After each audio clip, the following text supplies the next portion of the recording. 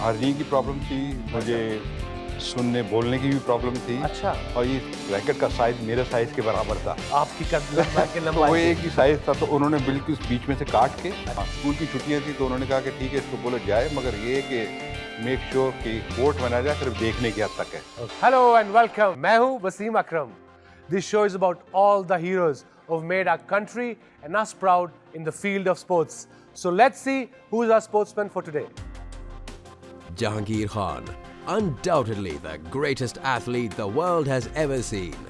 Jahangir Khan's unparalleled winning streak of 555 matches over 5 years is the longest in any sport by any player, making him a living legend. His stamina, his class and his hard work speaks volumes of his character and discipline.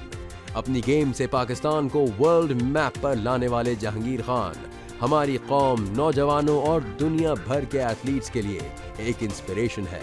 Amazing and inspirational. Please welcome our legend, our sportsman, Mr. Jahangir Khan. Jahangir भाई, welcome to the show. It's called the sportsman. और आप legend है ना सिर्फ इस मुल्क के बल्कि दुनिया में. किसी भी स्पोर्ट में ले लें, आप जैसी परफॉर्मेंस ना कभी देखी है ना मेरे ख्याल में देखी जाएगी.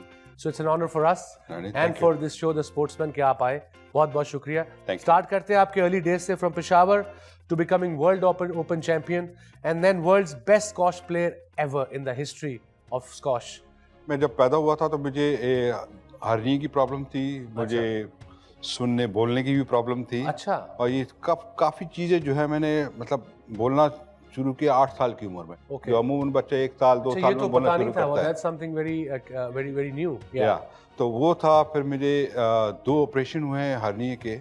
एक उस एज में.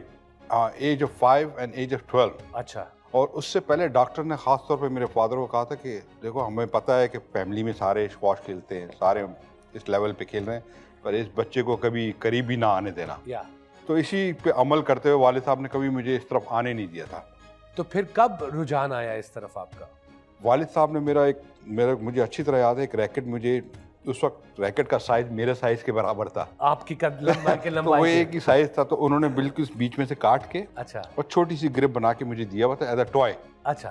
तो वो मेरा टॉय था और बॉल दी थी, तो मैं कोई भी प्लेन बॉल नजर आती थी घर में इस तरह खेलता रहता था. तो झिड़कियां पड़ी, वो निशान तो पड़ जाते होंगे बॉल के दीवारों पे. हाँ. और घर में जिसको भी पता होता कि ये यहाँ खेलता रहा, ये यहाँ खेलता रहा, तो निशान बने होते थे. अच्छा. तो फिर मुझे क्लब की इजाज़त तो थी नहीं जाने की. हाँ. तो मेरे बड़े भाई के साथ बड़ी फ्रैंकनेस थी और बिल्कुल दोस्तों की तरह. तो मैंने उनसे कहा कि यार वालिद साहब से मेरे लिए परमिशन लें कि मैं क्लब तो जाके कोर्ट तो देखूँ एक्चुअल होता क्या है.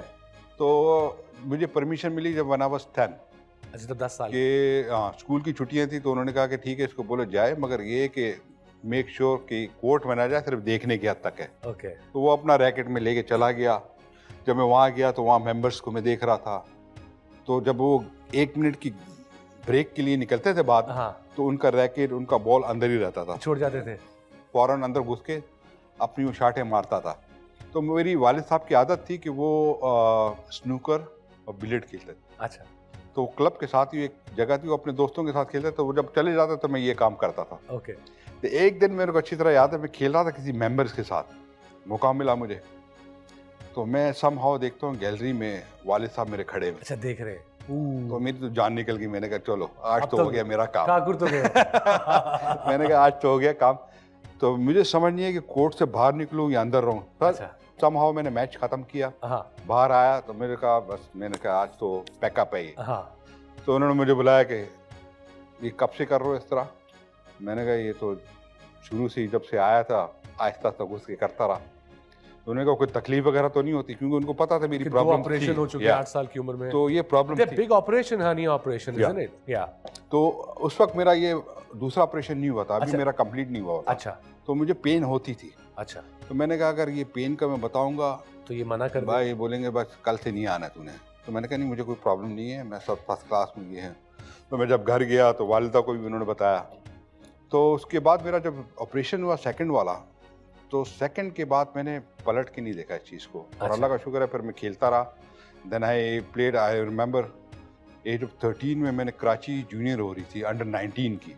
तो उस टूर्नामेंट में जब मैंने पार्टिसिपेट किया तो लड़के काफ़ी 19 साल के जिस तरह होते हैं, और आपको पता है यहाँ के एज का भी कोई बिल्कुल क्राइटेरिया तो है नहीं नहीं, है। कोई भी आ सकता है। हाँ, जी तो वो उसमें जब मैंने पार्टिसिपेट किया तो फर्स्ट राउंड मैंने टॉप सीड को हराया, एंड करते करते सेमीफाइनल तक पहुंच गया, और सेमीफाइनल में 13 हारा। साल की उम्र 13 साल की उम्र। वो मुझे एक अंदाजा हुआ कि यार ये मेरा स्टैंडर्ड इस तरह में है, फर्क है। खड़क है, कुछ हाँ। हो सकता है। हाँ तो फिर देन उसके बाद एज ऑफ 14 में मैं पाकिस्तान जूनियर चैंपियन बना। एज Under ऑफ 19 14 या अंडर 19 की। अच्छा और उसी वक्त नूर खान साहब ने ये पीए के चेयरमैन थे, आपको जी। पता है, तो उन्होंने कोल्ड स्कीम अनाउंस की थी। ये बात कर रहा हूँ 1978। 78 उसमें डिफरेंट गेम्स की कैटेगरीज जैसे स्क्वॉश है, हॉकी है, क्रिकेट है, क्रिकेट थी जी। तो इनमें से अंडर 19 के बच्चे सिलेक्ट करेंगे। तो वो एक मौका मिला जो टीम सिलेक्ट हुई, एंड देन 14 के बाद फिर मैं वर्ल्ड जूनियर चैंपियनशिप खेलने गया अंडर 19 की। I played the final there.